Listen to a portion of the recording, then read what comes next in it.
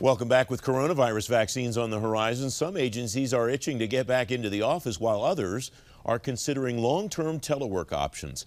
Mika Cross is a federal workplace expert. Mika, it's great to see you again. This is kind of the payoff, I think, to the conversations that you and I have been having for, what, 8 years, something like some ridiculous amount of time, that agencies now are thinking, when we come back to the office, or when we can come back to the office, we won't necessarily.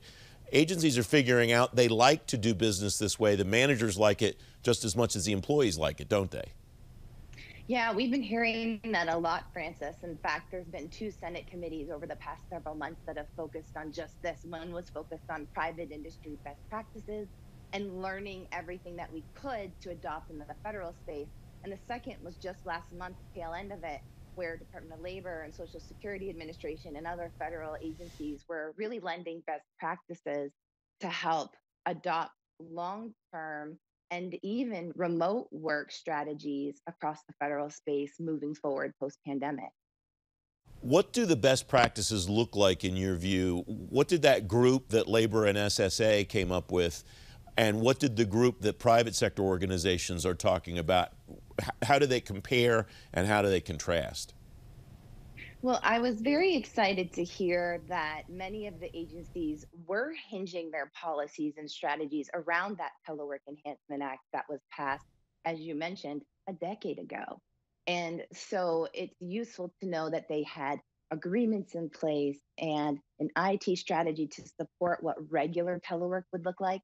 Fast forward 9 months, and what we're hearing is it's time to modernize a bit. And I think we're at a point where we really have a unique opportunity to holistically look at the policy, the people, the training, but also the technology to allow and support long term sustained flexibility in how, when, and where we work, which will include some formally, uh, partially part time telework arrangements becoming long term remote work kind of arrangements, and also a hybrid workforce. So, what we're hearing is about 25% potentially could end up fully remote for the long haul, saving taxpayers a lot of money.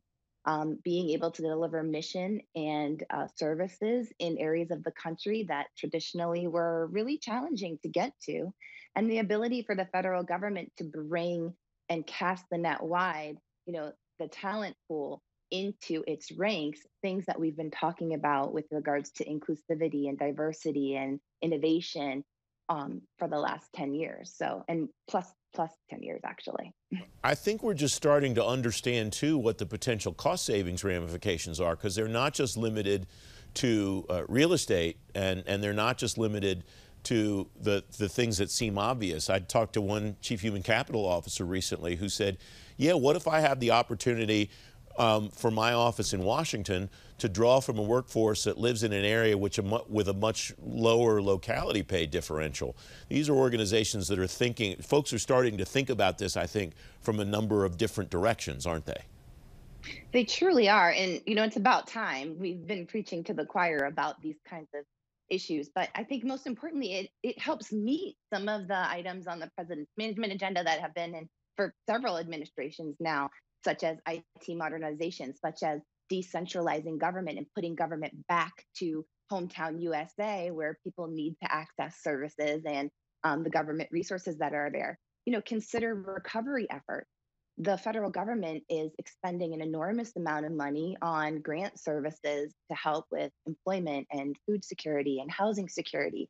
And if the people who are delivering those services are also having the flexibility to be able to work in hometown USA, it helps expand the tax base and allow for more jobs to come to those communities and really strengthen the ties between government and the people. And that's what it was meant to do.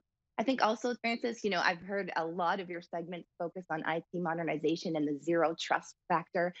We've been operating this way, stress testing our infrastructure on the tech side for the last 9 months in ways we never thought we would, to the capacity in which we never thought we would. It's time now to start thinking about, how can we move to some of those digital workspaces that are working so well for state and local government, states like California, in Illinois, Ohio, the VA has adopted 200,000 licenses of its digital workspace to help equip deliver the premier VA patient experience to its customers.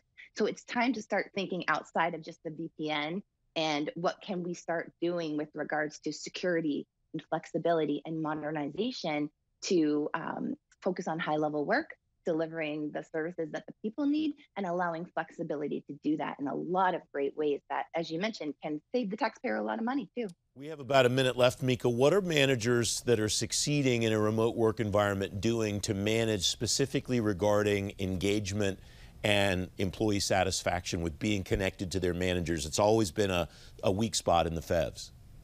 Yeah, it's such a great question. And we've had practice now over the past year, leveraging different kinds of supportive workplace practices, whether that be team-based learning, whether that be a variety of workplace flexibility schedules, and then different kinds of benefits as well. Think about the CARES Act leave that has been implemented.